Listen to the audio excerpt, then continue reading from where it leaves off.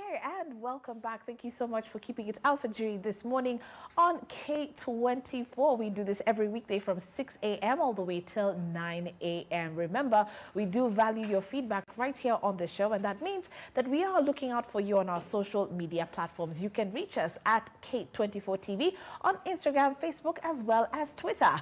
My name is Shiko Kaitani, and this is another session of Rise and Shine, where we give you tips to a better you. And today on the show, we are talking about strategic online job searching. So if you are on the job hunt, this session is for you. Now, an internet-based job search has, of course, become pretty much the standard way of hunting for an employment. But the big question is, how do you navigate the internet while looking for a job? You've got to have a plan. You have to know how to go at it. Before you know it, you will just pretty much get sucked up. And so here to actually help us get started and even just give us an idea of how to navigate the internet is Natalia Zara, who is the founder of headhunting and career advisory firm JustWork.com. Welcome, Natalia. Thank you so much. It's great to be here. It's great to have you. Thank you. And you know what? I always find such conversations so timely, because who isn't always looking to better their career, Absolutely. to change jobs, or even looking for a job? Absolutely. So I feel that this particular conversation is going to hit home for so many people. So karibu sana. Asante sana. I'm very much looking forward to adding value. Okay, great. So your brand online is Headhunter. Yes. And I guess maybe people do interchange those terms, headhunter and recruiter. Yes. Is there a difference? Absolutely, absolutely. I think for me, I have been a headhunter for all of my career over the last 15 years. Yeah. What I see the main difference between a headhunter and a recruiter is that whenever a client comes, they give me, or they usually give you a job description of what they require. What I would say a recruiter would do is basically analyze the job description and then go out there to find CVs and profiles that would fit the job description. Right. Whereas a headhunter, I would really take the time to ask the business, why has this role been created? Are these the actual skills that you need? Because not all businesses fully understand how to identify the right talent. Yes. So instead of just filling a job, I focus on understanding the business and actually saying to the manager, this is what you need. Right. So it's more about talent management rather than job description sort of filling. Okay. Yes. This being the digital era where we're doing everything online, you will find, especially for a lot of young people, that job hunting pretty much ends on the internet. Should that be our sole, way of actually looking for a job? Actually, the way you've put the question, I would slightly rephrase it in saying that actually we cannot escape in a job market that is offline. It has to be online. But the difference is either it's reactive or proactive. And what do I mean by that? At the moment, what we do is we use usually one curriculum vitae, a CV, which usually is analog. And what we do is we just basically do very reactive, which means we go on job boards, we go on different platforms, and we are actively applying for jobs. What I would say to people is there is no other way to find a job but online. The majority of it has to be online because most businesses are online. So the idea is basically to create an online platform so that you are an online actual profile, for example, like LinkedIn or wherever else you can showcase so that you are also found. So it's not just about making applications, but it's about showcasing what you can do and allowing opportunities to come to you. Okay. All right. And what about the traditional ways of actually job hunting? Networking and all that. So do you actually encourage young people to just, do your thing online, create your presence, and you'll probably get the job, but do we actually have to do a little bit of both? Absolutely. I completely agree. But I think the key word that you hit there is traditional. What I want the audience to understand is that we are in the fourth industrial revolution, and that means everything is moved digitally. So if we are going to apply a traditional approach, which is still using a curriculum vitae, which for me, it's a document that was created in the 1950s and does not really give us the key skills we are looking for. So it's removing it's having a multi-pronged approach, so not just one. But I would recommend people not to go too much via the traditional route, meaning don't just look at a job like I have to apply through an application. There's lots of different ways that you can put your value add, not just through a CV and a direct application. So multi-pronged, and try and move away from the traditional style. Yes. Okay.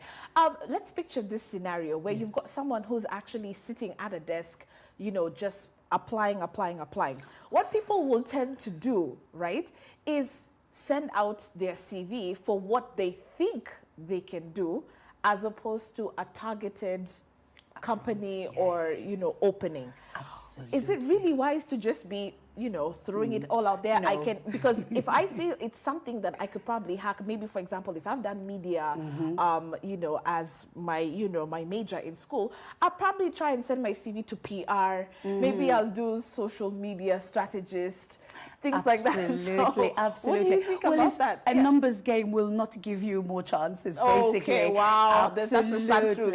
It is. It really is. I think the biggest frustration from a recruitment point of view is that I find that most people just focus on the job title. They look at the job title, they read the job description, and they try to visualize if they can fit into that particular role. Whereas I actually think it's more important to research the company, because how you do a job will vary from company to company, the size and how their processes work. So what I would normally say is that when you are applying for a role, just take a few minutes to research the company and understand, not just looking at the job title, but understand what is it that they're looking for you to achieve. And rather than doing just what we do is click and apply, and frustration sets in. Why? Because when you click and apply on job boards, the reality is never a human that actually reads your CV. FYI. Yes. Wow. These. Exactly. You see, when you can when I post a job, well, I don't, but when you do post a job, you can get literally hundreds of applications. And to read one CV can take 10 to 15 minutes or more. So how are you going to read 500? You don't. So these are called application tracking systems. There's a few of them, about 7 of them mainly, but the majority of them fit into it. So if you are going to apply for jobs online, what I really recommend is that you digitize your profile. What does digitizing actually mean? It's actually very simple. It means keyword repetition. When a tool reads, these application tracking systems read your CV, it looks for repetition of keywords.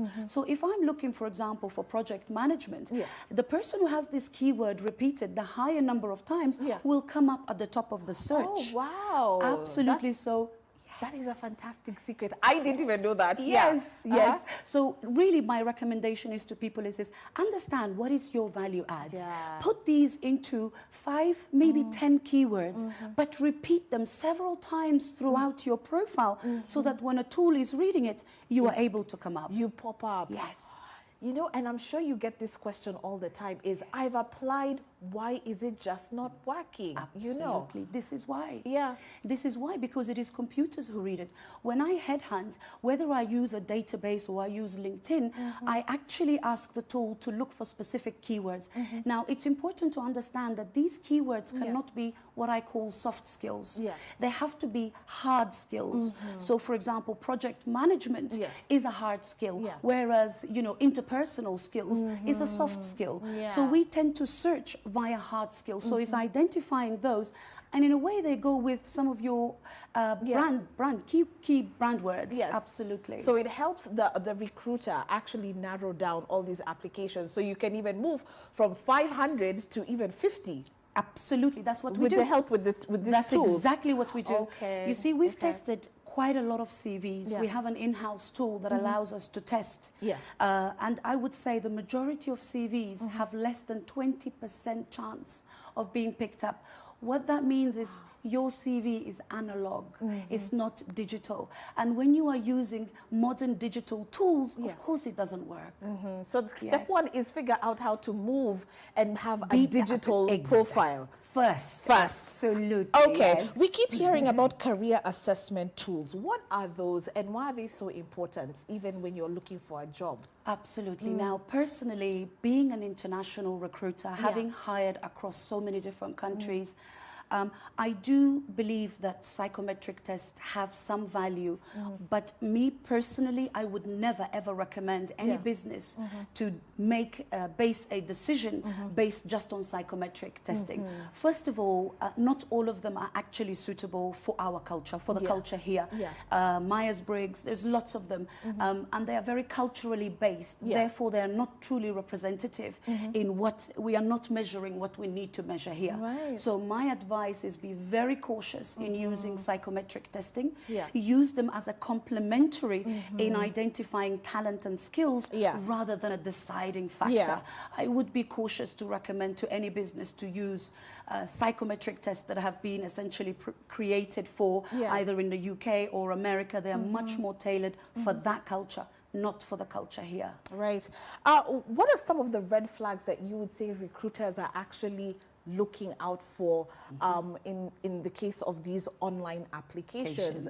When you're sitting down and you're actually going through all these applications, what sticks out to you and you say, no, that's not the right candidate. I'm not even going to forward that to my client. No. Of course. Of course. Firstly, I wouldn't actually receive applications because I find that when you post a job, most people don't read the job description. You can put in a group HR director for Africa. You are still going to get waiters and butchers and everybody apply. There are professional online clickers and appliers.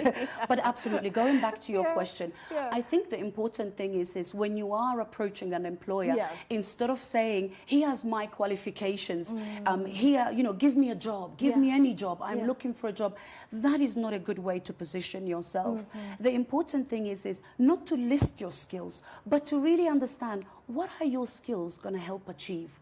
Even if you don't have experience, you can have good communication skills, or you might be highly organized. If you are highly organized, you are increasing a company's capacity, etc.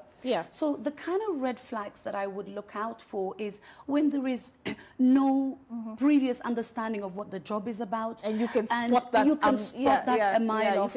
And also when there is absolutely no relevance, where you can see it's just a random. But when you actually look at the CV itself, unfortunately, Shiko, it does not tell me what I need. What businesses are looking for is the ability to have good communication, be presentable, just be driven, somebody who can learn. You can't see any of these things on a curriculum vitae. So when a recruiter looks at that, they start to eliminate. Why? Because they're looking for hard skills. So it's your job to position yourself in a way that is value add. And if especially for the younger, for the younger population, I would say don't get kind of blinded by big brands. Why they pigeonhole your career very quickly. Kenya has predominantly a lot of SMBs, which is small, medium businesses. They are the best place for young people to start because you are going to get the opportunity to wear many, many hats.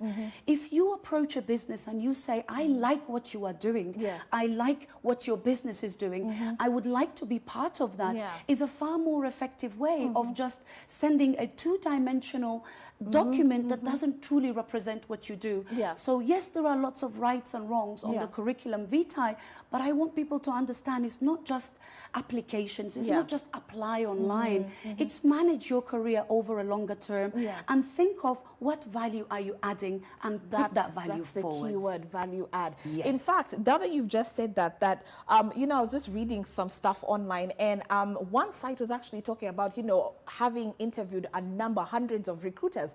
And the number one thing that popped up to these recruiters is that the biggest mistake that applicants make is that they do not tailor their application to suit the client. Absolutely. So you have a generic CV that you're just sending out to all sorts of company, but you're not showing the value add. Absolutely. Absolutely. And at the end of the day, you can't do everything. So you can't one day apply for, you know, being a marketing assistant to another day being an executive assistant and another day being an office manager. potentially you may have the skills to do that, yes. but take the time to understand how a business actually functions. So wow. yes. Yes, so, but that even does sound like a lot of work. You see, it sounds easy just applying. Yes. But it really is then a lot of work, because when you think about yes. tailor making your CV, yes. you might even not get through to 5 companies because you'll be like, wow, okay. It's not that, it's yeah. not that complicated. Yeah. It's not. So the sort of the tips are these. Yeah. Use visual language. What does visual language mean? Yeah. What most people do on their curriculum vitae is they copy their job description and literally put the bullet points. The bullet points don't tell me exactly what you have achieved. Quantify, qualify. If you are managing suppliers, show how many you've managed across what region, what saving has that done. Explain what the result of your work has done for a company rather than listing the skills. Okay. And when you are looking at a CV, yeah. there is only a few areas that you really need to amend slightly. You don't need to redo your whole CV. Otherwise, you are applying for jobs that are not a fit. So the type of things that I would say that are the most important is really the job title. Yeah. We have a lot of discussions when I do my workshops in yeah. these. The more closer you can make your job title to what you are applying, the better. But you cannot misrepresent yourself. So it's about making, as I said, making the job title. Yeah. That is where recruiters look. Okay. When we skim the CV, we look at your first page as your landing page. If you put a big block of writing, you are forcing me to read it. So the idea is you have to, the CV belongs to me, I'm the reader. It might be your experience, but it's for me, for the reader. Right. So make it as easy as possible for me to grasp what you've done as quickly as possible. Right. Use visual images, very small amounts, just to quantify and qualify, so that at a glance, I can actually see what you are doing. So showcase that, don't make it a big block of writing. Separate what you are doing, and essentially your document is, your CV document is just to get you to an interview.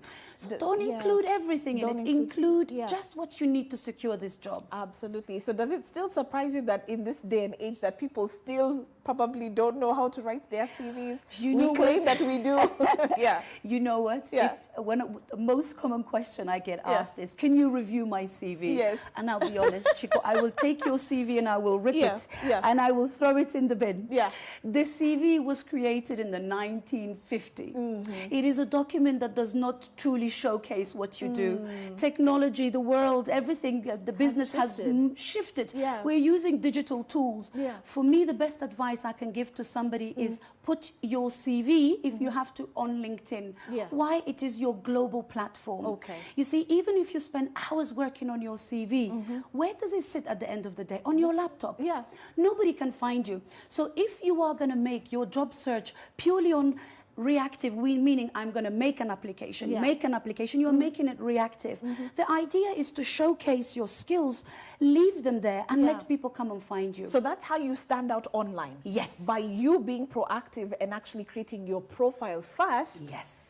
And then now directing people to these services. And, exactly. Okay. So a common thing that I get asked is, Natalia, I'd really want to work in an NGO. Yeah. And I think, great, there is so many here in Nairobi. Yeah. But remember, first of all, NGO is a very big word. Yeah. Let's separate NGO. Is it NGO health? Is it NGO agriculture? Is it NGO? But more importantly, most of the decision makers in the NGO are based back in their home country. So what we need to do is, if it's health, let us list all the NGOs that are in health and then start connecting with them on LinkedIn. Okay. And by having the right keywords and being connected to the right platform, they will actually come and find you themselves. So yes, the CV is great, but it only means your job search becomes reactive. Your opportunities are only for what you apply for. And why is LinkedIn important? Every time you achieve a project, every time you deliver on major targets, you can showcase that on LinkedIn. So I can come in and say, so you've set up a call center, or you've run a marketing campaign, you are good at content writing. So instead of saying that you are good at something, show it. And that's why LinkedIn is so powerful. Okay. How do the other social media platforms also kind of tie in to complement, a platform like LinkedIn? They do. Actually, they're all interconnected. Whilst LinkedIn is where I actually start by seeing what it's a place I can see your experience. Right. But for example, if I'm looking for a creative, I am definitely going to go onto Instagram. I want to see how they're pulling it. If I'm looking for a comms manager, I'm going to go and see who has the biggest followers on Twitter.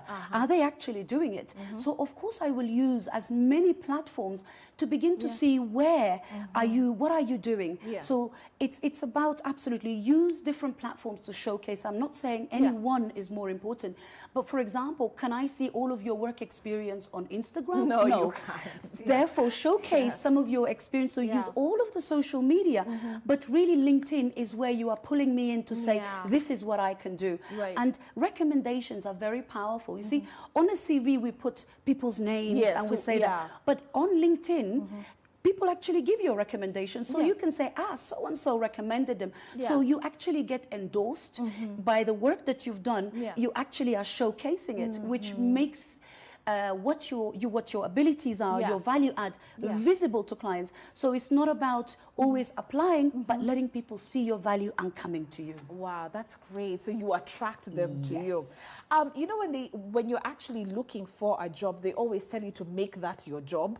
Yes, it's true. Finding a job is a job in itself. So don't, probably we could talk a little bit about routines and what you recommend for someone who's, you know, seeking for a job. How to get into the habit of making it their job during this period. You know, it's not just, I guess, applying or checking sites maybe once a month and saying, no one has gotten back to me. Absolutely. You know. Yeah, what do you have to say about that? Okay, so there is actually a few things that you can do. The first thing is identify where your future clients, don't just look at the internet overall and plan your career on what is available. Take some time to do a little bit of planning. And the research, for me, the most important advice that I would give a future job seeker is finding the right company is singularly the most important decision that you make. So, first of all, create some job alerts using LinkedIn, using different job boards like Fuzu or Brighter Mondays. By creating job alerts, what you will be aware of what's happening in the specific area that you are looking at. Therefore, that eliminates you having to go online every day. It means just go into your inbox, you will receive what's happening immediately. That's the first thing. The second thing that I would do is really take the time to digitize your profile, meaning input some of these major keywords.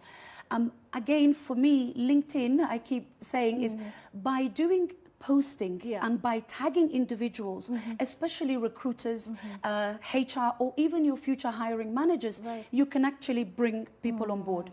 But the idea is this. Make your job only 20% where you are applying. Make 80% where you are building the right network. Look for your future hiring managers, your future colleagues, your future clients, and start to build networks with them, and then show what value you are adding. 20 to 30 minutes per day is enough. Follow the right individuals, whatever platform you are doing. Don't leave your job on just click and apply, click and apply. Not only will you be frustrated, but it doesn't work. Don't be lazy. Thank you. Don't be lazy. I didn't want to use that word, but if you want to have a really serious career, don't literally just leave it up to, you know, what's happening, and don't be lazy. Put the time in, research the company, and approach it untraditionally. Don't make hundreds of applications. Make a few, but take the quality time to put your value adds. Quality over quantity. Yes. Okay. One of the frequently asked questions that we get, especially for people in your field, is how do I prove I have the skills if I have had no experience? And this one is specifically for those who are probably just graduated. They'll be like, Natalia, honestly, I haven't had a job before. How can I prove to you that, by the way, I can do the work? It's just that I don't have the experience. And I feel that someone who's been, you know, in the game for 5 years will definitely outshine me. Absolutely. So absolutely. I actually think I have a very positive message to this group. What's happening in this very fast-paced industrial revolution is that we have a huge number of industry disrupting industries like Uber, etc. That means that most businesses are not, the skills that they're looking for do not necessarily exist. And what we have done previously is hire experience and skills. Now businesses are starting to look at competencies. You are born with a competency. So you might have just graduated and you say to me, I have no experience or skills. But experience and skills can be learnt very quickly. What you really need to do is understand, what are your core competency? Do you have good communication skills? Are you really detailed in your... Everybody comes with skills, even if they've not had it in a work experience. So start to put together, what are your core competencies? Ask your friends to describe you in 5 words. Ask your teacher to describe you in 5 words. These are your key competencies. Competencies are more important than skills. If you don't have the ability to communicate, I can't teach you that. So focus on what your core strengths are and say, this is the value that I can add to you. And go for smaller companies where they may not necessarily be looking for the skill, but they are looking for that willingness to learn and that ability. And that's what the youth have. They have a fresh mind. They are eager to learn. Creative Exactly. ideas. Position that. I can learn and I can learn quickly. And I have my core competencies is I have absolutely great skills to talk to people. Oh, I'm very good in the back office. I'm very numerical. I can do research. Start showcasing the skills. Put the experience and skills on the side. You can build these. Wow. That is a great message. I think that actually sums it up. And you know what? We can actually go on and on and on. Trust me. But unfortunately, we've come to the end of Rise and Shine. But you know what, Natalia? I want to give you the opportunity to let people know how they can reach you in the event that, of course, they do want more advice on just how to actually position themselves and how just to take their career forward. Because sometimes, even if we do have that experience, we could be stuck. Yes, absolutely. It is true, actually. It's very, very true. So first of all, I want to say that Just Work has a missing U. And that's because we are looking for you. Exactly. So what I do at Just Work is we've created a number of different communities, both on Facebook. So I have offline and online communities. So offline essentially is we run once a month an offline event for free where we have previous people who've come, we have talks, etc. So we can allow people to come and ask questions. Otherwise, what we also have is an online on Facebook, a closed community which we can invite you to, where you can actually have a lot of career clinics. So people can come and ask for live career clinics. Yes. So, you know, because the questions are varied. But essentially what Just Work do is, I want to emphasize that the reason that I've launched Just Work is really to upskill Africa and Kenya. So I'm very, very focused on bringing senior Kenyans who maybe have left 10 to 15 years ago. They've got the skills, now is the time to come back, etc. So we do a lot in Korea. So please go to our website. We have our next workshop in April, and we do a lot on LinkedIn. So you just need to come in onto our website, justwork.com. Have a look, reach out to us. We'll be very happy to support. Come one, come all for this particular workshop in April. Natalia, let me thank you for taking time to be with us this morning. Okay, we hope that you have taken something home and at least something to work on, you know, as we move along. And this is in regards to strategic online job searching. Want to thank the founder of justwork.com, Natalia Zara, for being here with us this morning, giving us a few tips. And of course, if you do want more about, you know, information in terms of learning about her career clinics, or if you do want some consultation, go ahead and check out justwork.com. Remember, there's no you in just, okay? With that being said, let us know what you think about today's conversation. Was it helpful? Did you love it? At K24 TV is how you can catch us on Facebook and Twitter. We're going to take a short break, and then on the other side, it's time to get interactive.